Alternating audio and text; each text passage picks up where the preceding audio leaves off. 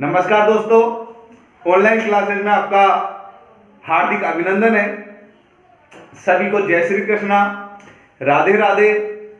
हम पढ़ रहे हैं अंतर्राष्ट्रीय संबंध, और अंतर्राष्ट्रीय संबंध के अंदर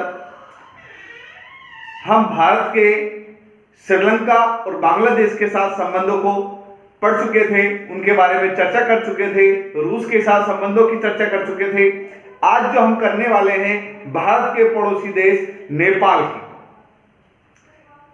नेपाल के साथ किस तरह की विदेश नीति रही है भारत की, उसके संदर्भ में हम बात करने वाले हैं। क्योंकि नेपाल एक ऐसी जगह है जहां पर पाकिस्तान और चीन दोनों ये चाहते हैं कि हम नेपाल को अपनी ओर मिला ले और भारत की घेराबंदी कर सके, हम नेपाल की भूमि का उपयोग कर सके। तो नेपाल बहुत इंपॉर्टेंट राष्ट्र है भारत के लिए, और भारत से अभी से नहीं, प्राचीन काल से हम देखते हैं नेपाल भारत के नेपाल के रिश्ते बहुत अच्छे रहे हैं, शुरू से ही अच्छे रहे हैं। एक तरीके से हिंदू राष्ट्र है नेपाल, धर्मनिरपेक्ष राष्ट्र तो अभी बना है, नहीं तो पहले से हिंदू राष्ट्र के रूप में नेपाल रहा है, और भारतीयों के प्रति विशेष लगाव रहा है। वहां पर आपने नेपाल के नोट को भी देखा होगा, जिसमें श्री राम की तस्वीर है।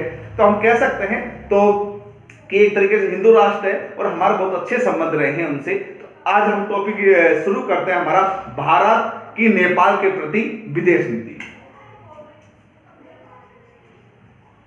भारत की नेपाल के प्रति विदेश नीति। देखिए, हम विदेश नीति की चर्चा करते हैं तो देखिए, सही मायने से अगर हम देखते हैं तो 1950 में ही दोनों देशों के मध्य, भारत और नेपाल के मध्य एक संधि हुई थी काठमांडू में, जिसे हम शांति मैत्री संधि कहते हैं। कब? 1950। पहले पॉइंट में लिखते हैं हम 1950, ठीक है। 1950 में भारत नेपाल संधि, इसको नाम दिया है भारत मैत्री, भारत नेपाल मैत्री संधि भी कह सकते हैं हम, या शांति मैत्री के रूप में इनको माना जाता है, शांति मैत्री संधि, यह समझौता है ना, शांति मैत्री संधि है। यहां पर इस संधि के तहत यह कहा गया कि जो नेपाल के नागरिक हैं, जो नेपाली है, नेपाल के नागरिक कौन से हो गए? नेपाली, है ना, जानते हो आप नेपाली, तो आपने देखे होंगे बहादुर जी से हम कहते हैं, और साहब जी जो करते हैं, है ना, हाँ, बहुत अच्छे लोग होते हैं, ईमानदार लोग होते हैं। आप देखते हो कि अधिकतर यहाँ पर चौकीदारी का काम नेपाल बहुत करते हैं, ईमानदारी में इनका कोई सानी नहीं है। तो एक तरीके से हम कहते हैं कि जो ये नेपाली है, इन नेपालियों का भारत में आने पर किसी भी तरीके का प्रतिबंध नहीं था। जो सीमा है भारत और नेपाल की, जो सीमा है उसको ओपन कर दिया गया। क्या कर दिया गया? ओपन कर दिया गया, खोल दी गई। किनके लिए? नेपालियों के लिए, कि नेपाली भारत की सीमा में क्या सकते हैं बिना रोक टोक के, बेरोक टोक। कैसे? बेरोक टोक आ सकते हैं,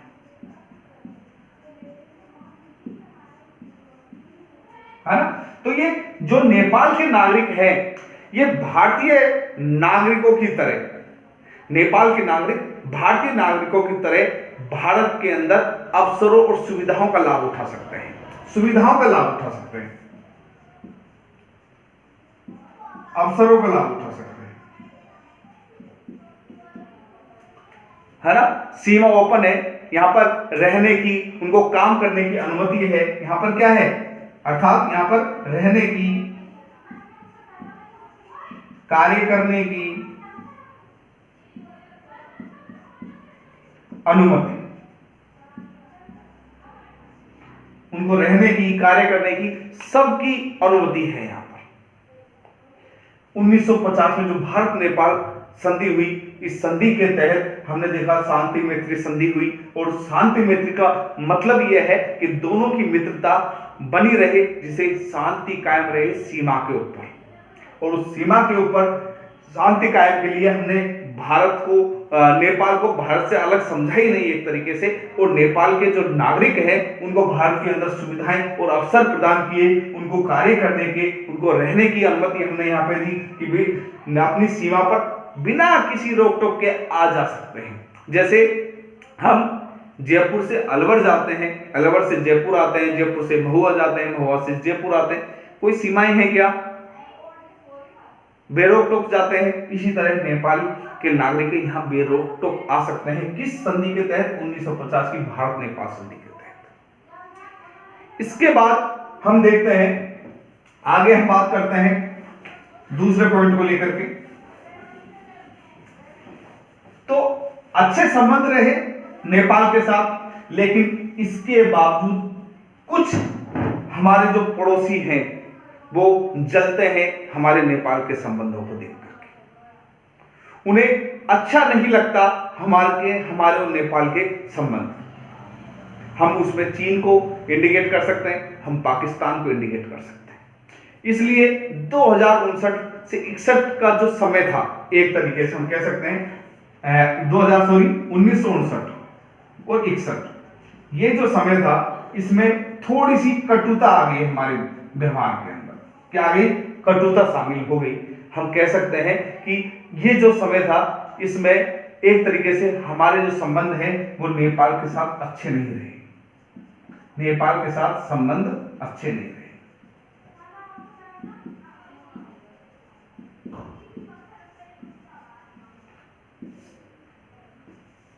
क्यों? कि अन्य लोग भी इनको सहायता देकर के तुष्टीकरण की नीति अपनाना चाह रहे थे, अन्य देश भी, और इस तरह की नीतियों में नेपाल थोड़ा सा संलग्न हुआ। हम हमेशा से नेपाल को हमारा अपना समझते आए हैं, वहां थोड़ी सी कटुता का हमको महसूस हुई यहां पर। लेकिन इसके बावजूद भी भारत ने हमेशा चाहे यही समय रहा हो, नेपाल को मित्र माना। क्या माना? मित्रता की दृष्टि से देखा, कभी शत्रुता की दृष्टि से देखा ही नहीं नेपाल को। वो ये कहते थे, क्यों नहीं देखा? कि जैसे हमारा अपना कोई थोड़ा सा रूठ जाए, कोई बात हो जाए, तो वो आता अपने पास ही है, अपने से दूर नहीं होता। तो भारत से नेपाल दूर हो ही नहीं सकता। हाँ, हमारी संस्कृति जुड़ी हुई है, हिंदू राष्ट्र है नेपाल, हम जानते हैं, तो थोड़ी बहुत कटुता आ जाती है। लेकिन ये समय थोड़ा सा ठीक नहीं रहा। लेकिन इसके बाद लगातार हमारे संबंध नेपाल के साथ अच्छे बने हुए हैं, और वर्तमान में भी बहुत अच्छे संबंध हमारे नेपाल के साथ बने हुए हैं। अब हम धीरे धीरे वर्तमान की ओर आते हैं। उससे पहले हम देखते हैं 1975 में जो नेपाल के महाराजा थे वीरेंद्र, 1975 में नेपाल के महाराजा की भारत यात्रा हम कह सकते हैं। नेपाल के महाराजा की भारत यात्रा देखिए आप यहां पर भारत के आए नेपाल के महाराजा कौन थे उस समय? 1975 की अगर हम बात करते हैं तो उस समय महाराजा वीरेंद्र। कौन? महाराजा वीरेंद्र। राजशाही परिवार का बोलबाला रहा है नेपाल में, ध्यान रखना। बाद में अभी जाकर परिवर्तन आया है, उसकी हम आगे चर्चा करेंगे। तो वीरेंद्र ये भारत आए, और भारत ने इनको विश्वास दिलाया और ये कहा कि जितनी भी तुम्हारी पंचवर्षीय योजनाएं हैं, पंचवर्षीय योजनाएं है ना, जो पंचवर्षीय योजनाएं हैं, है ना, उन पंचवर्षीय योजनाओं में, इन पंचवर्षीय जो योजनाएं, वर्षीय योजना है ना, इन पंचवर्षीय योजनाओं में हम आपका क्या करेंगे? हम आपको सहयोग देंगे। किसने कहा ये बात? भारत ने, कि हम पंचवर्षीय योजनाओं में हम आपको सहायता देंगे, हम आपके सहयोग करेंगे। और इसी के तहत ही हम देखते हैं 1978 कब? 78 में एक संधि होती है, इस संधि के तहत 60 वस्तुओं पर, कितनी वस्तुओं पर? 60। इस संधि के तहत कब? 1978 में एक संधि होती है, उसकी बात कर लेते हैं हम। इसको मैं मिटा देता हूं, सुनिए। 1978 1978 नेपाल भारत के मध्य संधि। कौन संधि? 1978 की संधि। और इस संधि के तहत क्या हुआ कि 60 वस्तुओं पर तटकर हटा दी गई। 60 वस्तुओं पर जो तटकर लगे हुए थे, तटकर हटा लिए गए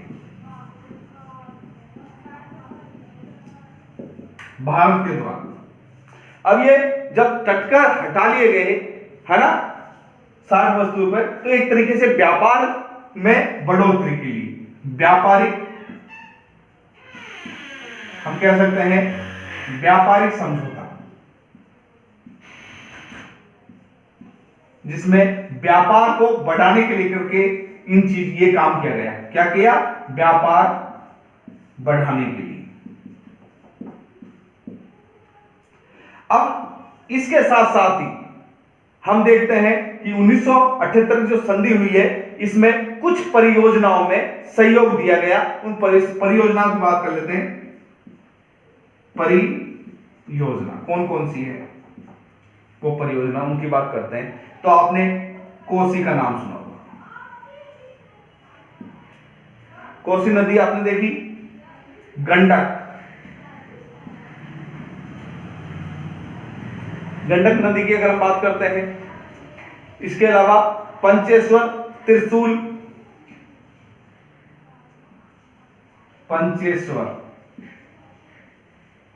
देखिए, कोसी, गंडक, पंचेश्वर, और एक और है त्रिशूल। एक कौन सी है? त्रिशूल। कोसी, गंडक, पंचेश्वर और त्रिशूल। इसमें इन परियोजनाओं में किसकी बात हुई? भारत और नेपाल, अर्थात भारत और नेपाल के मध्य सहयोग की बात हुई। क्या देंगे हम? सहयोग करेंगे इन परियोजनाओं में। कौन कौन सी? कोसी, गंडक, पंचेश्वर, इनमें हम क्या करेंगे? सहयोग करेंगे। किसका? नेपाल का सहयोग करेंगे। ये बात हुई दोनों के मध्य। और इतना ही नहीं, हम सहयोग ही नहीं, इस संधि के तहत कुछ बातें और हुई कि हम सहायता ही नहीं करेंगे, आपके जो लोग हैं उनको प्रशिक्षण भी देंगे, है ना। कौन कौन सा? तकनीकी, देखिए, तकनीकी और गैर तकनीकी दोनों प्रशिक्षण की बात की गई। तकनीकी एवं गैर तकनीकी, आप जानते हो ना, गैर तकनीकी और तकनीकी दोनों, ये तो समझते होंगे आप। तकनीकी परीक्षण प्रदान किया जाएगा, प्रदान करेंगे।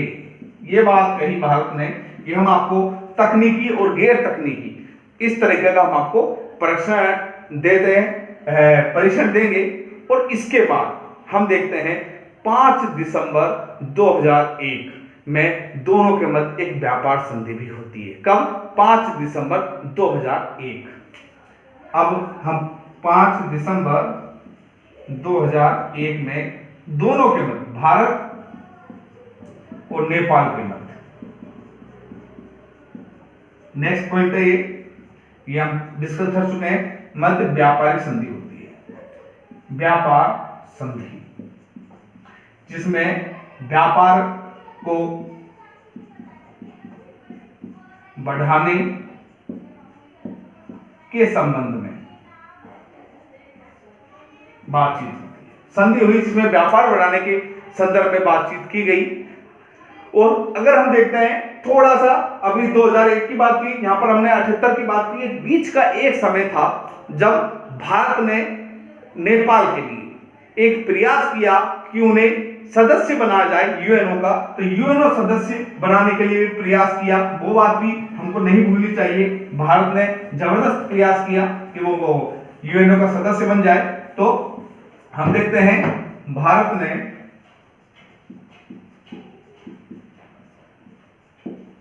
नेपाल को यूएनओ का सदस्य बनाने का प्रयास किया, और इस प्रयास के फलस्वरूप हम देखते हैं 1985 कब 1985 में ये क्या हो गया, जो नेपाल है ये यूएनओ का सदस्य बन गया। नेपाल क्या बन गया, यूएनओ का सदस्य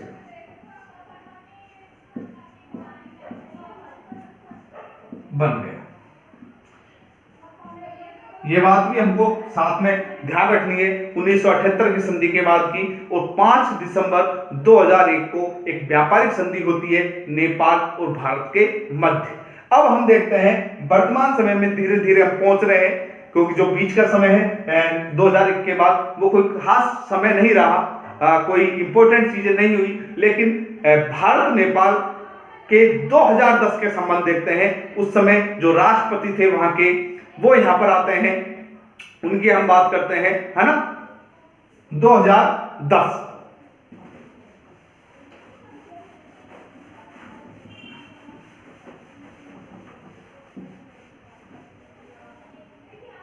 देखिए, भारत नेपाल संबंध 2010। देख, भारत नेपाल संबंध 2010। इस समय यहाँ के जो राष्ट्रपति हैं, है ना, वो है डॉक्टर रामवरण। कौन है, डॉक्टर रामवरण। डॉक्टर रामवरण यहाँ पर राष्ट्रपति हैं नेपाल। डॉक्टर रामवरण, है ना, ये यहां पर किस लिए आए, यात्रा के लिए आए। यहां पर आए यात्रा के लिए, केवल यात्रा करने के पर्पज से नहीं आए। यहां पर इन्होंने मनमोहन सिंह जी से कुछ समझौते भी किए 2010 में। उस समय हमारे यहां पर कांग्रेस की सरकार थी, मनमोहन सिंह जी उस समय प्रधानमंत्री थे। प्रधानमंत्री कौन थे, प्रधानमंत्री थे हमारे भी डॉक्टर मनमोहन सिंह, दोनों डॉक्टर थे, मनमोहन सिंह,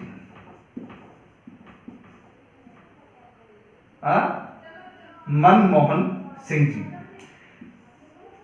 दोनों यहां पर। ये रामवरण जी राष्ट्रपति थे नेपाल के, और ये यहां पर आते हैं रामवरण जी। और रामवरण जी कितने दिनों के लिए आते हैं, 4 दिनों के लिए, 4 दिवसीय यात्रा थी, 4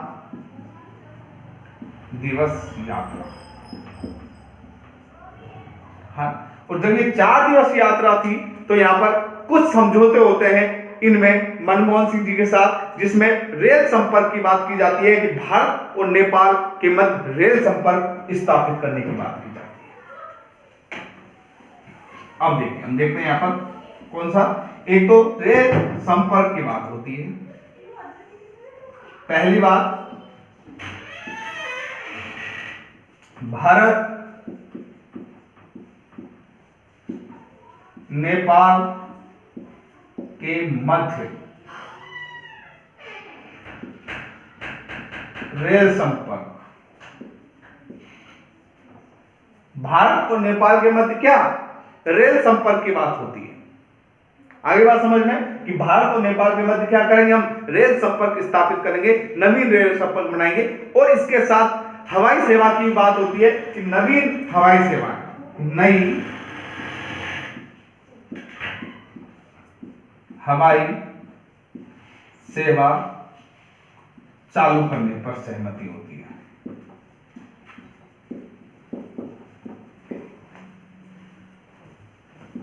तो एक तो बात होती है भारत नेपाल के मध्य रेल संपर्क बनाने की, दूसरी बात होती है नई हवाई सेवा चालू करने की। और अगर हम तीसरी बात करें तो हेतोदा, जो हेतोदा जगह है वहां पर मकवानपुर में, कौन सी है,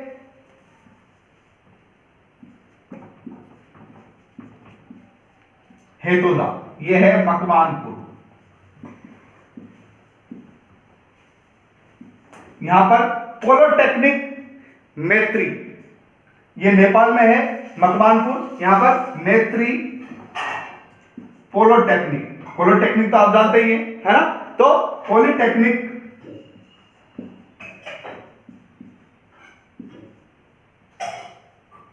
है ना, पॉलिटेक्निक की बात होती है, यहां पर मैत्री पॉलिटेक्निक की बात होती है दोनों के मध्य, ठीक है। तीसरी ये बात होती है। चौथी एक मैत्री सभागृह बनाया की बात होती है वीरगंज में। चौथी क्या है? वीरगंज। वीरगंज में मैत्री सभागृह,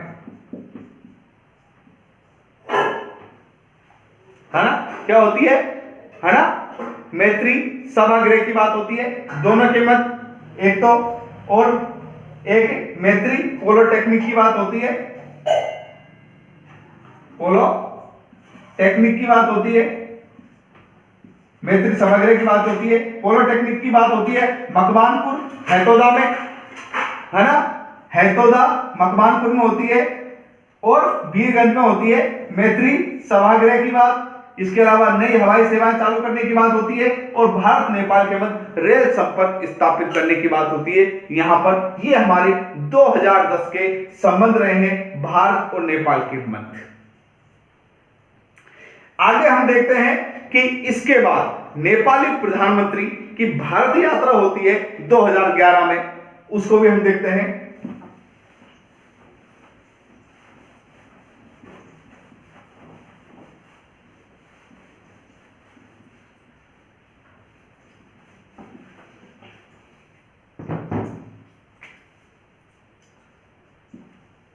नेपाल के प्रधानमंत्री की भारत यात्रा 2011, इस पॉइंट को लेकर डिस्कस करते हैं हम कि नेपाल के प्रधानमंत्री थे, है ना, बाबूराम। कौन थे? बाबूराम। ये 21 से 24 अक्टूबर 2011 को मनमोहन सिंह जी से मिलने आते हैं, है ना,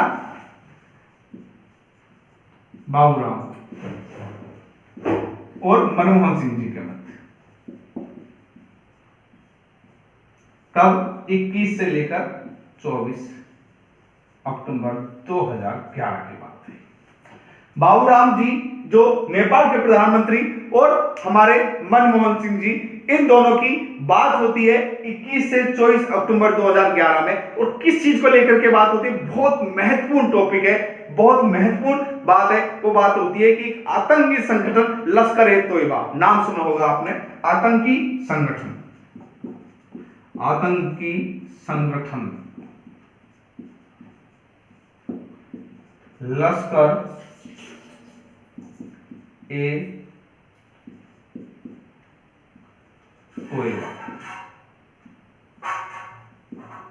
कौन सा है? लश्कर-ए-तोयबा, है ना, लश्कर-ए-तैयबा भी बोलते हैं इसको, ध्यान रखना, तैयबा भी बोलते हैं, ऐसे भी लश्कर-ए-तैयबा।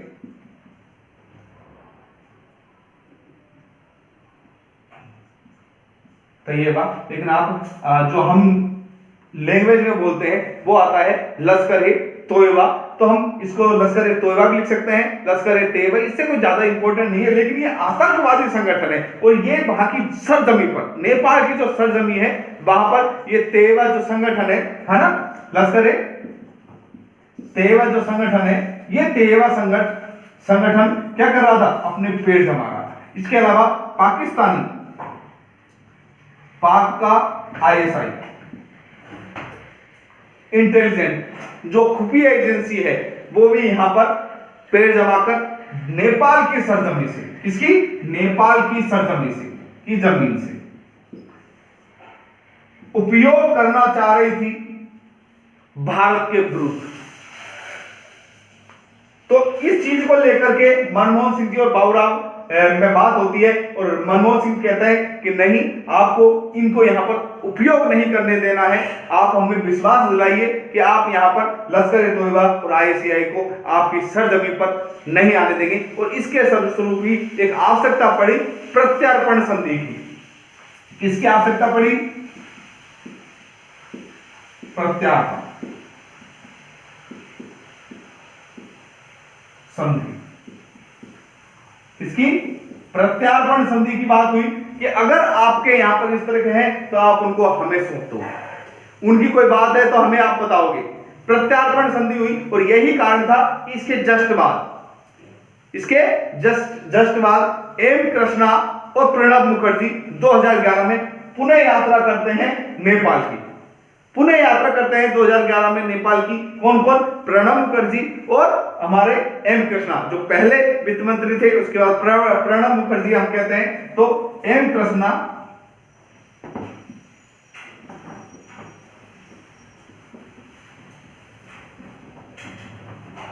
देखिए, एम कृष्णा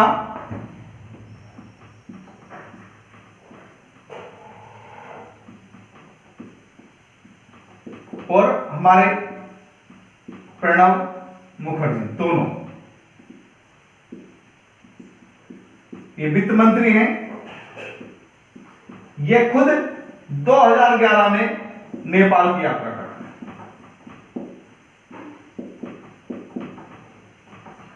और नेपाल की यात्रा करने का जो मकसद होता है वो मकसद कौन सा होता है? नेपाल की यात्रा करने का मकसद ही वही होता है कि वो अपनी सरजमीन पर और दूसरे देश को पैर नहीं रखने दे, जिससे भारत की जासूसी की जा सके, भारत में आतंकवाद फैलाया जा सके। इसलिए इस बात को करने के लिए ये जाते हैं नेपाल और यात्रा करते हैं 2011 में। ठीक है, तो एम कृष्णा और प्रणब मुखर्जी। नमस्कार दोस्तों, ऑनलाइन क्लासेस में आपका एक बार फिर स्वागत है। सभी को राधे राधे, जय श्री कृष्णा।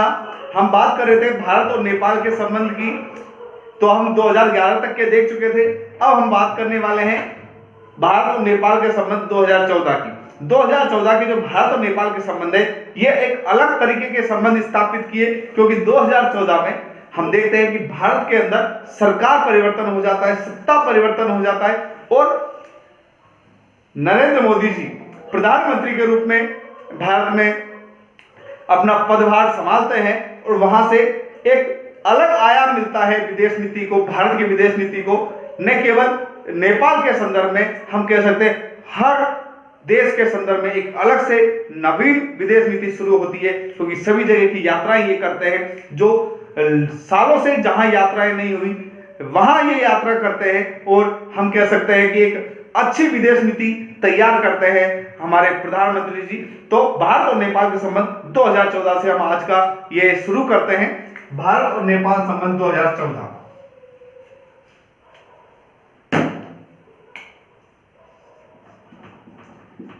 भारत व नेपाल संबंध 2014। ठीक है, और हम देख रहे हैं भारत नेपाल दोनों को लेकर के हम बात कर रहे हैं। ये हमारा पॉइंट है।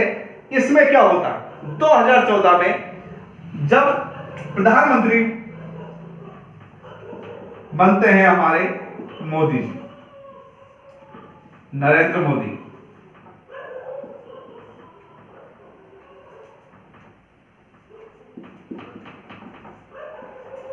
तो नरेंद्र मोदी जी यात्रा पे जाते हैं। कहां पर? सभी देशों की यात्रा पे गए। आप कहां कहां के बताओगे, लेकिन नेपाल यात्रा पे जाते हैं।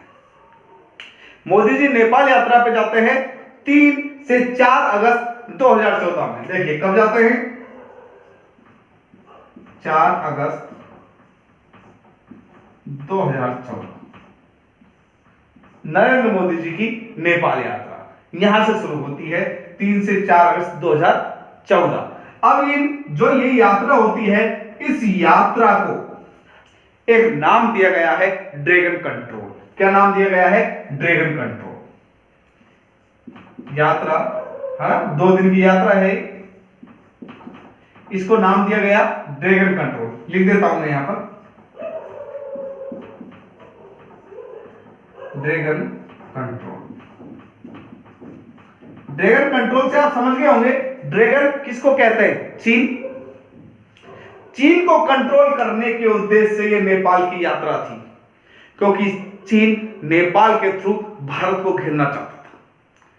आज भी डोलकाम जो विवाद चल रहा है उसमें नेपाल को लेकर के ही इस तरह की बातें हो रही है। तो भारत, नरेंद्र मोदी जी जानते हैं कि अगर चीन कहां घुसकर, नेपाल घुसकर भारत पर क्या कर सकता है? घेराबंदी कर सकता है, भारत की विदेश नीति को कमजोर कर सकता है। तो यह यात्रा एक तरीके से चीन को कंट्रोल करने के लिए की गई, इस तरह के कयास लगाए गए और इसको नाम दिया गया ड्रैगन कंट्रोल यात्रा। लोगों ने इसे ड्रैगन कंट्रोल के रूप में जाना, लेकिन हम कहेंगे सिर्फ भारत और नेपाल यात्रा थी, लोग कहते हैं इसको ड्रैगन कंट्रोल यात्रा थी। इसके अंदर भारत ने नेपाल के साथ अच्छे संबंध स्थापित करने के लिए ये यात्रा की मोदी जी ने। और हम ये कहते हैं जो ये यात्रा है ये 17 साल बाद किसी प्रधानमंत्री ने यात्रा की है। 17 साल बाद कोई प्रधानमंत्री नरेंद्र मोदी जी नेपाल गए हैं। जिस तरह श्रीलंका में बहुत सालों का रिकॉर्ड तोड़ा था, हमने बात की थी इससे पिछले क्लास में, इसी तरह 17 साल बाद नेपाल की यात्रा। देखिए, भारत और नेपाल के संबंध स्थापित करने के उद्देश्य से 17 साल बाद ये यात्रा की गई और वहां पर 4C की बात की गई। 4G नहीं भाई दोस्तों, 4C से हम बात करते हैं। देखिए 4C क्या है?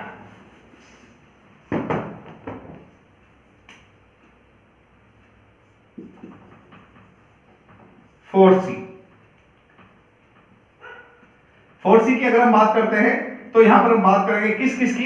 देखिए 4C, सी से कॉर्पोरेशन की बात की गई कि हम क्या करेंगे? आपस में अच्छे संबंध स्थापित करने के लिए एक दूसरे का सहयोग देने के बात की गई यहां पर कॉर्पोरेशन के लिए कि हम आपका कोऑपरेट करेंगे, एक दूसरे को अच्छा सहयोग देंगे, हर स्तर पर सहयोग करेंगे, चाहे व्यवसायिक स्तर हो चाहे अन्य कोई स्तर हो। इसके अलावा कल्चर की बात की गई। सी से कोऑपरेशन, पहला सी, दूसरा सी क्या है? कल्चर। संस्कृति की बात की, हिंदू संस्कृति थी, आप जानते हो अच्छे से, भारत और नेपाल की संस्कृति हिंदू संस्कृति रही है शुरुआत से ही। तो नेपाल एक हिंदू राष्ट्र रहा है, अब जाके उन्होंने धर्मनिरपेक्षता अपनाई है। लेकिन कल्चर की बात की, तुम्हारी संस्कृति और आपकी संस्कृति के हम कह सकते हैं आदान प्रदान की भी बात की गई यहां पर। इसके अलावा कनेक्टिविटी की बात की गई।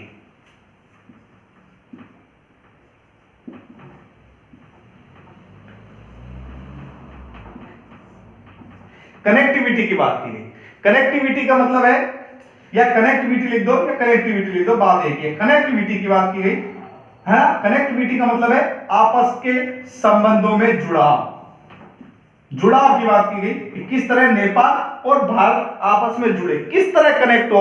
उसके लिए चाहे हमें रेल सेवा शुरू करनी पड़े, चाहे हमें बस परिवहन शुरू करना पड़े, चाहे हमें वायुयान सेवा शुरू करनी पड़े, एक तरीके से जुड़ाव होना चाहिए, दोनों में जुड़ाव होना चाहिए। इसके अलावा संविधान की बात की गई, कॉन्स्टिट्यूशन की बात की गई।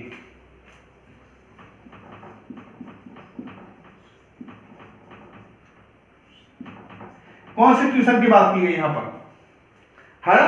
तो कॉन्स्टिट्यूशन की बात की गई, कनेक्टिविटी की बात की गई, कल्चर की बात की गई, और हम देखते हैं किसकी बात की गई? कोऑपरेशन की बात की गई। ये 4C की बात की गई। 4C के आधार पर भारत के मोदी जी ने नेपाल के साथ अच्छे संबंध स्थापित करने की कोशिश की। इसके बाद ही जस्ट हम देखते हैं कि नवंबर में नितिन गडकरी जी को वहां पर भेजते हैं और वहां से बस परिवहन की यात्रा की बात होती है। 10 से 12 नवंबर की जो यात्रा है 2014 की, इसी में लिख लेते हैं हम 2014 में नितिन गडकरी जी जो हमारे परिवहन मंत्री हैं, नितिन गडकरी है ना, परिवहन मंत्री, जिन्होंने बस परिवहन को लेकर के वहां पर बात की है। तो इस तरह एक नए संबंध, नए तरीके से संबंध, नए आयामों की लेकर के एक नवीन विदेश नीति के साथ मोदी जी ने 2014 में नया आगाज किया नेपाल के साथ। इसके बाद हम करते हैं नेपाल भारत संबंध 2015 की बात कर लेते हैं। 2015 में किस तरह की बातचीत हुई है।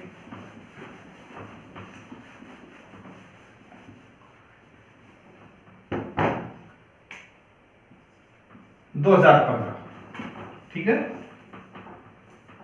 देखिए 2015 की बात करें तो 2015 में भूकंप आया था जबरदस्त नेपाल के अंदर। 25 अप्रैल 2015 में जब भूकंप आया तो एक ऑपरेशन मैत्री चालू की गई। कब क्या की गई? भूकंप के कारण। भूकंप आता है नेपाल के अंदर और नेपाल में जन हानि, धन हानि,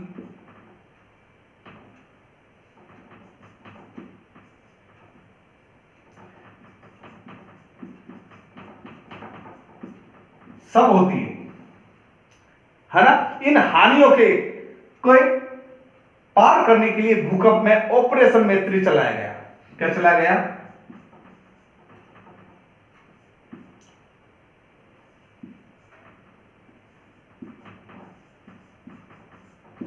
ऑपरेशन मैत्री, है ना।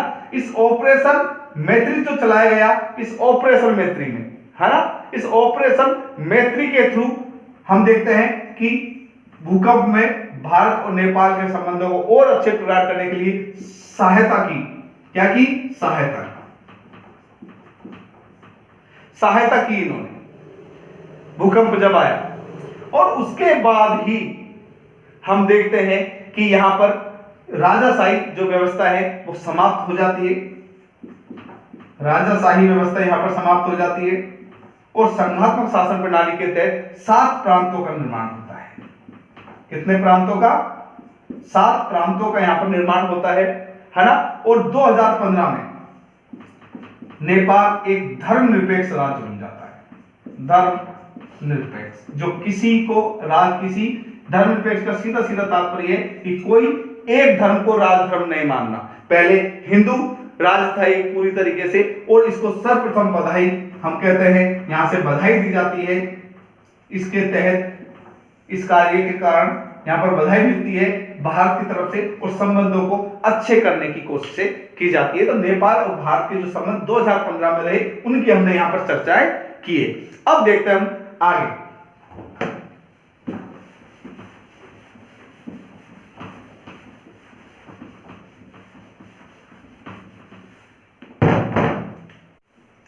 तो नेक्स्ट पॉइंट की बात, तो नेपाल प्रधानमंत्री की भारत यात्रा देखते हैं।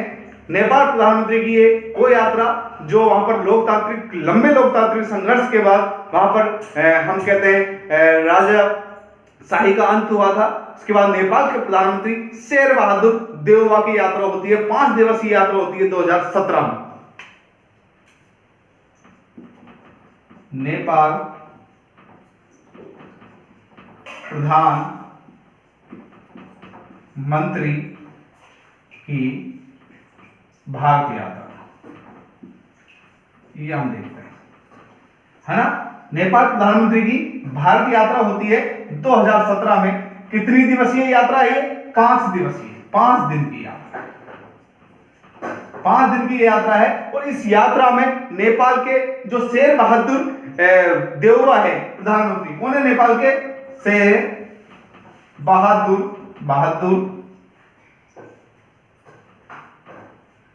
शेर बहादुर है ना। बहादुर तो आप जानते हैं, इनको बहादुर कहते ही हैं नेपाल को।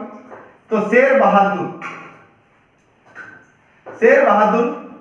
इन्होंने क्या किया? ये शेर बहादुर देउवा है, इन्होंने 5 दिन की यात्रा की। 5 दिन की यात्रा की और 5 दिन की यात्रा में ये बात को इंपॉर्टेंट कहा कि नेपाल की जो जमीन है, नेपाल की जो सरजमीन है, इस जमीन के ऊपर हम भारत विरोधी कोई कार्य नहीं होने देंगे। क्या नहीं होने देंगे? है भारत विरोधी गतिविधियां नहीं होने देंगे। कोई भारत विरोधी गतिविधियां नहीं होगी। क्या कहा? भारत विरोधी गतिविधियां हम नहीं होने देंगे। इस बात का विश्वास दिला और भारत ने भी इसी बात के विश्वास के आधार पर 10 परियोजनाओं में सहयोग देने का प्रस्ताव दिया। हम क्या करेंगे, आपके सहयोग देंगे आपको 10 परियोजनाओं में, और साथ में पनबिजली, एलपीजी पाइपलाइन और रेलवे नेटवर्क के विस्तार पर हस्ताक्षर हुए। किस किस पर? पनबिजली, लिख देता हूं मैं यहीं पे, तो ये एक ही पॉइंट में आ जाएंगे। पनबिजली,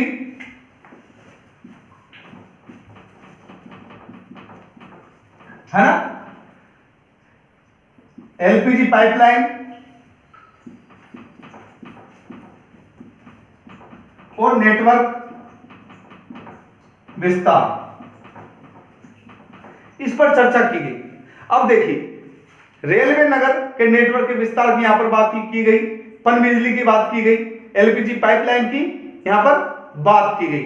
इसके द्वारा बहुत हम कह सकते हैं कि यहां शेर बहादुर जी ने एक अच्छा परिचय दिया, अपनी मित्रता निभाते हुए भारत का सहयोग देने की इन्होंने यहां पर बात की, और भारत ने भी इसी तरह इनका सहयोग देने की बात की। उसके बाद नेपाल प्रधानमंत्री जी ओली जी, है ना, ओली जी की भारत यात्रा होती है 2018 में, केपी शर्मा ओली, नेपाल प्रधानमंत्री की यात्रा 2018, केपी शर्मा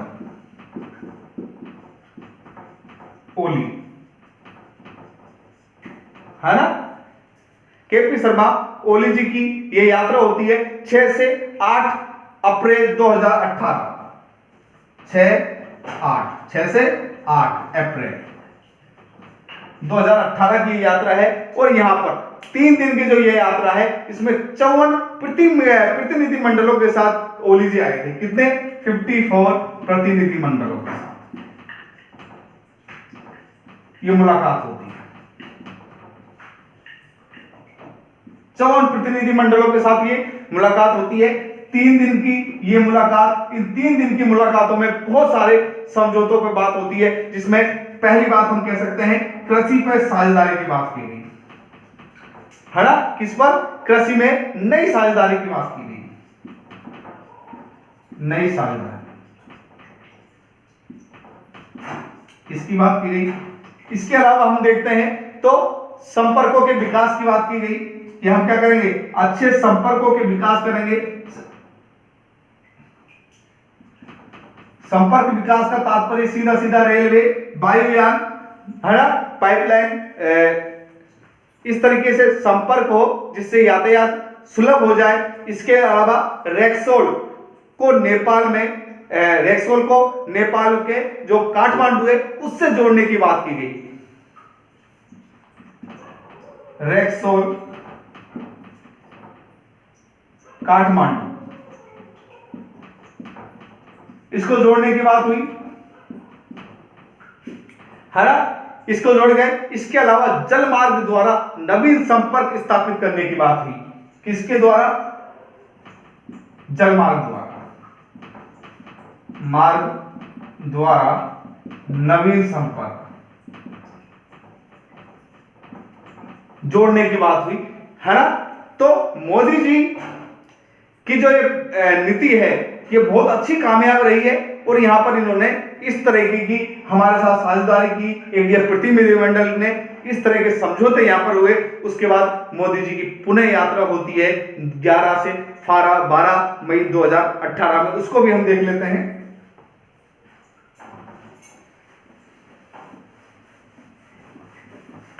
मोदी जी ने बहुत यात्राएं की है दोस्तों। मोदी जी ने हर देश की यात्राएं की लगभग, अपने संबंधों को प्रगाढ़ बनाने के लिए, और विशेषकर अपने पड़ोसियों। तो मोदी जी की, नरेंद्र मोदी जी की यात्रा हम देखते हैं। नेक्स्ट अगर हम बात करते हैं,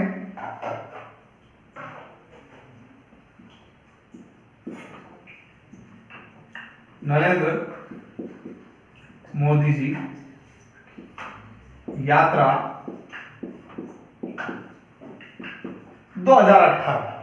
2018 में। अब ये यात्रा एकमात्र उद्देश्य ऐसे नहीं था, ये यहां पर मंदिरों में गए, जानकी मंदिर गए, पशुनाथ मंदिर गए, काठमांडू गए, तो यहां पर इन्होंने इस तरह की यात्राएं की है। तो हम ये देख रहे हैं मोदी जी की जो ये यात्रा है कि 11-12 मई 2018 को हुई। 2 दिन की यात्रा थी, 11-12 मई 2018। यहाँ पर जो यात्रा हुई और यहाँ पर कहाँ कहाँ गए नरेंद्र मोदी जी, अगर हम देखते हैं तो ये मोदी जी गए यहाँ पर जानकी मंदिर गए, जानकी मंदिर जाते हैं, पाशुपति नाथ सुना होगा आपने, पाशुपतिनाथ मंदिर नेपाल, बहुत फेमस मंदिर है ये, यहाँ की भी ये यात्रा करते हैं, है ना, पाशुपतिनाथ की यात्रा करते हैं और यहाँ की ये यात्रा करते हैं जानकी मंदिर की। और यहाँ पर ये बात होती है कि जानकी मंदिर से, जानकी से बस यात्रा की एक बात होती है अयोध्या तक। कहां तक? जानकी से कहां तक? अयोध्या तक, यूपी अयोध्या तक के बस की बात होती है, बस यात्रा की बात होती है। किसकी? बस यात्रा, जानकी टू अयोध्या। और यह बात होती है कि हम नेपाल की धरती पर किसी भी तरह दूसरे देश को भारत के खिलाफ कार्य नहीं करने देंगे, इस बात की भी यहां पर चर्चा होती है। नेपाल भूमि पर भारत विरोधी गतिविधि नहीं होने देंगे, दूसरे राष्ट्र का किसी तरह सहयोग नहीं करेंगे हम यहां पर। यह बात होती है जानकी मंदिर को लेकर के, यहां पर बात हुई है, जानकी मंदिर गए हैं, पाशुपति मंदिर जाते हैं और जानकी मंदिर से लेके अयोध्या तक के लिए इन्होंने एक बस का ये शुरुआत यहां से की है। तो इस तरह की नरेंद्र मोदी जी की यात्रा रही 2018 की। उसके बाद भारत के विदेश मंत्री जी की नेपाल यात्रा रही 2019 में, उसकी भी हम चर्चा कर लेते हैं।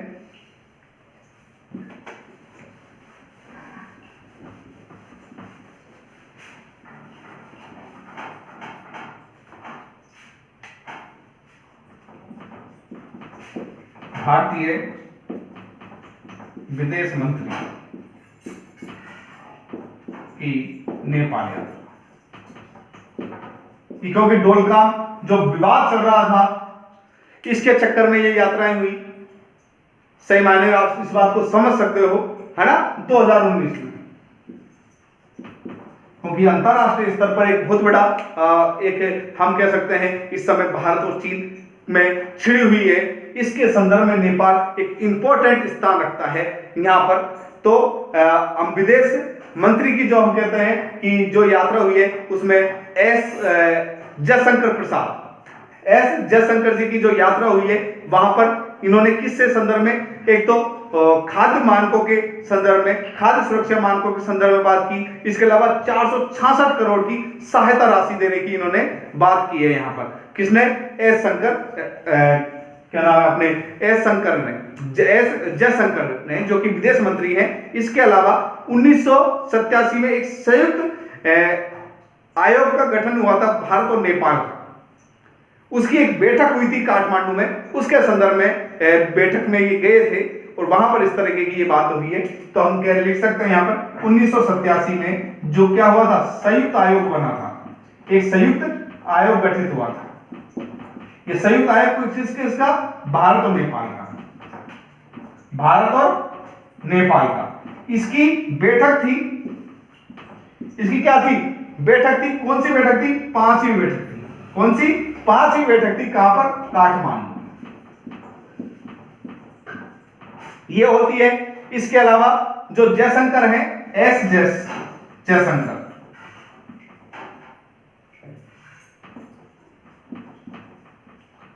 इन्होंने यहां पर खाद्य सुरक्षा मानक इसको लेकर के चर्चा की और सबसे बड़ी बात है 466 करोड़, कितने? 466 करोड़ की सहायता राशि देने की बात की यहां पर। तो हम इस बात को कह सकते हैं कि ये भी हमने 2019 की जो यात्रा रही है हमारे भारतीय विदेश मंत्री जी की, ये एक बहुत ही सुखद यात्रा रही है, संबंधों को प्रगाढ़ करने के संदर्भ में यात्रा रही है। इसके बाद 10 सितंबर 2019 को केपी शर्मा और मोदी जी की वीडियो कॉन्फ्रेंसिंग पर वार्ता होती है 2019 में। देखिए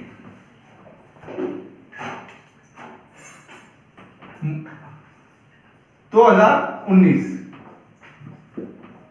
मोदी जी, आप पूरा लिखना है एग्जाम में, है ना, अगर डिस्क्रिप्टिव पेपर है तो मोदी जी और केपी शर्मा, है ना, केपी शर्मा जी और मोदी जी दोनों के बीच क्या होती है, वीडियो कॉन्फ्रेंसिंग होती है ना, वीडियो कॉन्फ्रेंस होती है। इसके तहत इन दोनों में मुलाकात होती है और इन्होंने कहा कि हम पर्यावरण को नुकसान नहीं पहुंचाएं, इस तरह की गतिविधियां करेंगे, है ना, एक दूसरे को सहयोग की बात की गई, है ना। और इस तरह की इन्होंने एक सबसे बड़ी बात है कि हम कहते हैं कि नेपाल के जगह है, नेपाल, वहां से पेट्रोलियम उत्पाद की एक पाइपलाइन की बात की गई थी। उस जगह का नाम है अमलेखगंज,